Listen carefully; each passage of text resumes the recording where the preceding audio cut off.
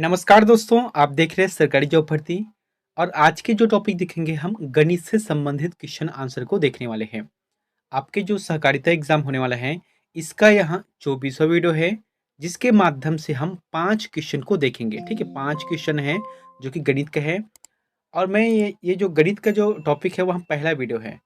तो आप जो है अंतिम में मुझे कमेंट करके ये बताना कि वीडियो कैसा लगा और क्वेश्चन कैसा लगा, ताकि मैं उस आधार पे जैसे कि 3 से 4 दिन का जो शेष समय बचा हुआ है, उसमें लगातार एक जो वीडियो रहेगा वहाँ गणित का संबंधित क्वेश्चन रहेगा। तो चलते हैं यहाँ पर वीडियो की तरफ।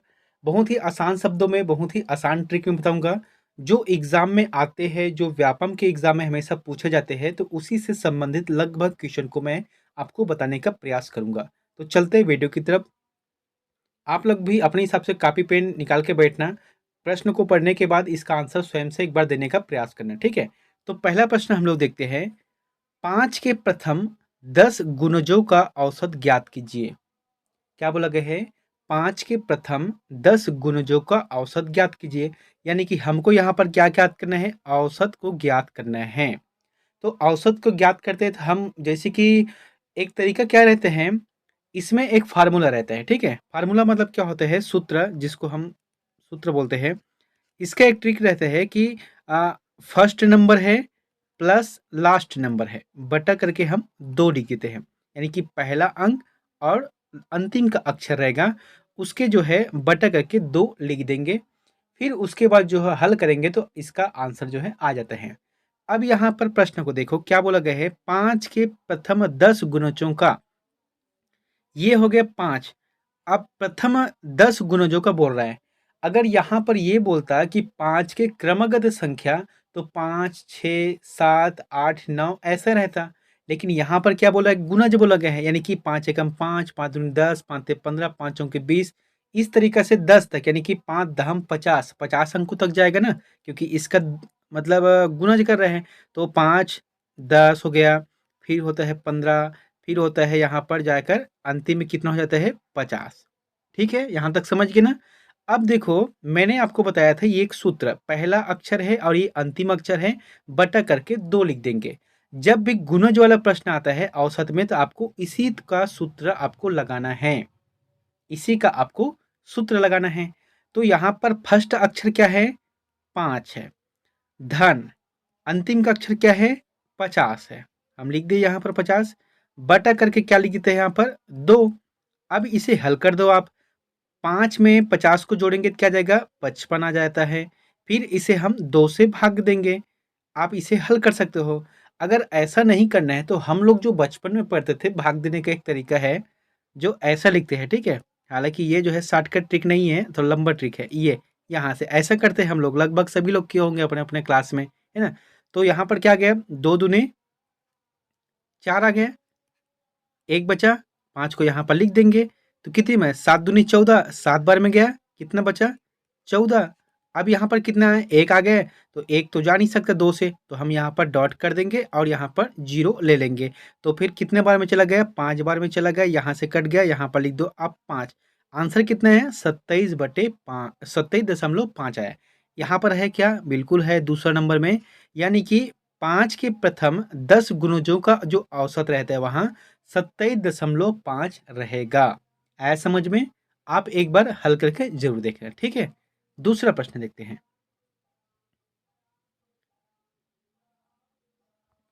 दूसरा प्रश्न है, प्रथम 6 सम संख्याओं का औसत ज्ञात कीजिए। यहाँ पर क्या बोला गया है? प्रथम 6 सम संख्याओं का औसत ज्ञात करना है। 6 मतलब 6, 6 वाला 6, ठीक है? अब देखो,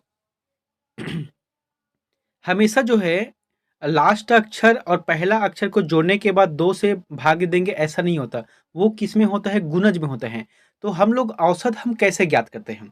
आइए यहाँ पर इसको पहले समझते हैं, ठीक है? अब जैसे कि सिंपल सी बात बता रहा हूँ, जैसे कि हम लोगों का क्या होता था, पहले रिजल्ट आता था, 10वीं का है, 12वीं का है, तो हम लोग हिसाब लगाते थे कि 12वीं में 5 सब्जेक्ट होता है, यानी कि 500 पूर्णांक का। और 500 पूर्णांक में अगर हम 400 अंक पा रहे हैं, तो क्या करते हैं? 400 को हम 5 से भाग देते हैं, उसके बाद उसका आंसर आ जाता है। तो ये क्या है? लंबा विधि है। लेकिन इसका एक शॉर्टकट ट्रिक क्या रहता है? सिंपल सी बता रहा हूँ। जैसे कि मान लीजिए 1, 2, 3, 4 और 5 है। अब ये बताओ कि इसमें औसत क्या आ जाएगा? औसत हमेशा बीच में रहते हैं, तो इसका आंसर सिंपल सी बात है, यहाँ पर आ गया 3, 3 ही इसका औसत रहेगा। अब आप लोग बोलोगे कि कैसे ऐसा होगा? तो आप एक बार खुद से देख लो, 5 4 कितना होता है? 5 4 9 हो गया, और 9 और 3 कितना हो गया? 12, 12 और 2 कितना हो गया? 14 और 1 15, तो यहाँ पर लिख देंगे 15। अब मैंने बताया था जितना संख्या है उसको भाग देंगे, यहाँ पर कितनी संख्या है? 5 है, तो कितनी बार में चला गया? 5 ते 15 आया ना, 3 बीच में, यही औसत हो गया। अब कभी-कभी क्या होता है कि यहाँ पर 6 हो गया, अब इसका औसत बताओ, तो इसका औसत तो हमको पता नहीं है। तो भई इधर 3 हो गया, इधर 3 हो गया, जो बीच का रहेगा वही औसत रहेगा, और बीच में क्या है? 3.5 वही औसत रहेगा। अगर नहीं कर सकते तो आप इसको भी जोड़ दो, और जोड़ने के बाद 6 से आप इसे भाग दो, तो इसका आंसर स्वतः ही आ जाएगा। अब देखते हैं हम यहाँ पर प्रश्न की तरफ। प्रश्न को समझते हैं, क्या बोला गया है? प्रथम 6 सम संख्याओं का औसत ज्ञात कीजिए। तो अगर यहाँ पर बोलता है क्रमागत संख्या का, तो हमको कैसे पता कि कौन से क्रम से हम स्टार्ट करें? लेकिन यहाँ पर क्या बोलोगे? प्रथम यानी कि 1 से, तो 1 तो विषम संख्या है, तो 2 सम संख्या है, तो हम 2 से ही स्टार्ट करेंगे। ठीक है, अच्छा ध्यान से समझना। यहाँ पर क्या है? 6 सम संख्याओं का, तो पहले 2, फिर उसके बाद क्या आता है? धन कर देंगे, यहाँ पर 4 आ गया, धन कर देंगे, यहाँ पर 6 आ गया, धन कर देंगे, यहाँ पर 8 आ गया, धन कर देंगे 10 आ गया। कितना हो गया? 1 2 3 4 5, अच्छा एक यहाँ पर और रहेगा, है ना? ये हो गया 12। अब आ गए ना 12, अब इसको हम क्या कर देंगे? भाग देंगे कितने अंकों से? 6 अंकों से। प्रश्न दिखने में बहुत बड़ा रहता है, कन्फ्यूज़न वाला रहता है, लेकिन अगर हम जैसा प्रश्न बोल रहा है वैसे ही करेंगे तो अच्छा आसान से ही बनता है। अब यहाँ पर 6 लिख दिए, अब आप इसे हल कर सकते हो, इन सभी को जोड़ दो यहाँ पर और 6 से भाग देंगे, तो जोड़ेंगे क्या आ जाएगा? 12 और 10 कितना हो गया? 22 हो गया, 22 में 8 30, 30 में 6 36, 36 में 4 कितना हो गया? 40 हो गया, और 40 में 2 कर देंगे तो 42 आ गया। आप यहाँ पर लिख दो 42। अब इसे आप भाग्य दो किस से? सॉरी, इसे हटा देते हैं यहाँ पर। अब 42 को हम भाग्य देंगे किससे? 6 से है। स्क्रीन में मेरा थोड़ा राइटिंग ठीक नहीं बनता। यहाँ पर 6 सत्ते 42, 7 बार में चला गया। इसका मतलब है इसका जो आंसर आ जाएगा 7 रहेगा। अब यहाँ पर क्या बोला गया? 6 सम संख्याओं का औसत। जब सम संख्याओं का औसत पूछा है तो 7 इसका आंसर सही रहेगा। अब मैंने आपको एक ट्रिक बताया था कि दोनों का बीच का रहेगा, तो भाई यहाँ पर तो 3 है और इधर भी 3 है, तो बीच का संख्या क्या है? जब यहाँ पर 6 है और 8 है तो बीच में 7 तो होगा ना, भले ही वहाँ विषम रहे, लेकिन यही इसका आंसर रहेगा। आया समझ में ना? इसका जो आंसर आ जाएगा दूसरा नंबर का ठीक रहेगा। ठीक है, अब देखते हैं यहाँ पर तीसरा प्रश्न को। बताने में हालाँकि टाइम लग रहा होगा, लेकिन आप एक बार समझ जाओगे तो बहुत ही आसानी से हल कर सकते हो। 6 क्रमागत यानी कि 6 अंक रहेगा जो कि क्रमशः रहेगा। जैसे कि 1 2 3 4 5 6, ये क्या है? 6 क्रमागत संख्या है, उसी तरीक़े से बोला गया है। विषम संख्याओं का औसत 68 है। सबसे बड़ी और सबसे छोटी संख्याओं के बीच का मतलब के अंतर का घन कितना है? अब ये प्रश्न ना जैसा बोला है आप वैसे ही हल करो। क्या बोला गया है? 6 क्रमागत विषम संख्या का औसत जो है 68 है, और 68 जो है वहाँ सम संख्या है। आप यहाँ पर लिख दो 68, ये आ गया। ठीक है, अब क्या बोला गया है? 6 क्रमागत संख्या, तो इधर भी 3 रहेगा और इधर भी 3 रहेगा, और कैसा संख्या रहेगा? विषम। तो 68 के पहले क्या आ जाता है? 67, ये क्या है? विषम है। और इससे पहले क्या रहेगा? 65, ये भी विषम है। और इसके पहले क्या आता है? 63, ये भी विषम है। फिर इसके बाद जो विषम क्या आ जाएगा? 69 आ जाएगा, फिर 71 रहेगा, फिर 73 रहेगा। ये क्या है? 6 क्रमांक का, यहाँ पर 6 क्रमागत संख्याओं का औसत, औसत हमेशा बताया था बीच में रहेगा, तो यहाँ पर क्या आ गया? 68 है ना? तो ये तो इसका आंसर यहाँ पर पता चल रहा है, लेकिन हमको क्या बोला गया है? सबसे बड़ी और सबसे छोटी संख्या के बीच का अंतर। अगर प्रश्न में ये बोलता कि यहाँ पर सबसे छोटी संख्या कौन-सी है? तो 63 रहेगा। अगर ये बोलता कि सबसे बड़ी संख्या कौन-सी है? तो 73 रहेगा। अगर बोलता है कि प्रथम संख्या और अंतिम का जो संख्या है, इनका योग क्या रहेगा? तो दोनों को आप जोड़ दो। लेकिन यहाँ पर क्या बोला गया है? अंतर बोला गया है, तो आपको जो है बड़ा संख्या से घटा देना है 63, छोटा संख्या को सबसे छोटा। तो यहाँ पर कितना आ जाएगा? 10। आ गया ना 10? अब क्या बोला गया है? अंतर का घन, यहाँ पर घन कितना है? अगर वर्ग बोलता है तो हम क्या करते हैं, इसके ऊपर में 2 लिख देते हैं। लेकिन यहाँ पर क्या बोला गया है, घन, तो घन में आ जाएगा यहाँ पर ऊपर में 3 आ जाएगा। आपको आसान शब्द में बता रहा हूँ, ठीक है। 10 के ऊपर में क्या आ जाएगा, 3 आ जाएगा, क्योंकि ये घन में है। अब इसे आप ऐसा भी लिख सकते हो, 10 गुना 10 गुना 10। तो इसका आंसर क्या जाएगा, ये सभी में 1 है तो 1 को उतार दो, और यहाँ पर 3 शून्य है तो फिर 3 शून्य आप लिख सकते हो। आंसर क्या आ गया, 1000 आ गया ना। पहला आंसर सही रहेगा। बना तीसरा प्रश्न। अब चलते यहाँ पर चौथा प्रश्न की ओर। चौथा प्रश्न है, इसको अच्छा समझना। क्या बोला गया है कि अगर राम अपने वेतन का 20% भोजन, 35% यात्रा, 25% मनोरंजन पर खर्च करता है और आखिर में 4500 रुपये बचत करता है, तो यात्रा पर खर्च की जाने वाली धनराशि ज्ञात कीजिए। तो यात्रा पर खर्च की जाने धनराशि, एक तो पता है कि हमको यहाँ पर 35% उपयोग कर लिए है, तो 35% मतलब कितना रुपए होता है, आपको ये देखना है।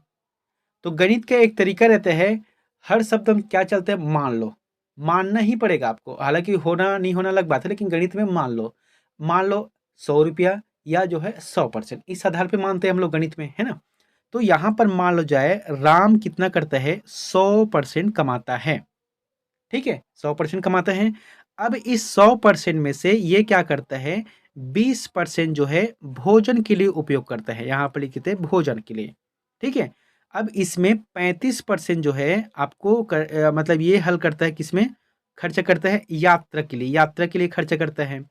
बचा 25%, तो यहाँ पर जो 25% बचा है उसमें मनोरंजन के लिए उपयोग करता है, ठीक है, मनोरंजन के लिए उपयोग करते हैं। तो देखो यहाँ पर क्या बोला गया, और आखिर में 4000 बचता है।